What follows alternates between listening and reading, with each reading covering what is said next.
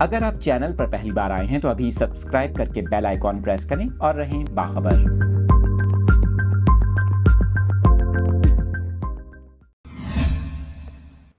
تفصیلات آپ کو بتا رہے ہیں۔ عوام کے لیے بری خبر ہے، جہاں ایک طرف پیٹرولیم مصنوعات کی قیمتوں میں کمی کر کے حکومت نے عوام کو ریلیف دیا، تو دوسری جانب آپ کو بتائیں حکومت کی جانب سے IMF کی شرائط پر عمل کرتے ہوئے سردیوں سے قبل ہی گیس کی قیمتوں میں بڑے اضافے کا فیصلہ کر لیا گیا۔ آپ کو بتائیں اس حوالے سے وزارت خزانہ کے ذرائع کا یہ کہنا ہے کہ رواں مالی سال کے دوران گیس سیکٹر کے گردشی قرضے میں 46 ارب روپے کے اضافے کا خدشہ ہے۔ آپ کو بتائیں گردشی قرضے میں اضافے پر عالمی مالیاتی ادارے کی جانب سے تشویش کا اظہار کیا گیا۔ ذرائع کے مطابق اقتصادی جائزے سے قبل گیس کی قیمت 100% سے زائد بڑھانے کا فیصلہ کیا گیا ہے، کیونکہ سوئی گیس کی قیمت نہ بڑھانے سے 185 ارب روپے اور گھریلو صارفین کے لیے RLNG کی قیمتیں نہ بڑھانے سے 21 ارب کا شارٹ فال ہوگا۔ آپ کو یہاں پر یہ بھی بتائیں ذرائع کا اس حوالے سے بتانا ہے کہ جولائی تا ستمبر گیس کمپنیوں کے نقصان میں 46 ارب روپے کا اضافہ ہو چکا ہے اور گیس سیکٹر کا گردشی قرضہ 2700 ارب روپے تک پہنچ چکا ہے۔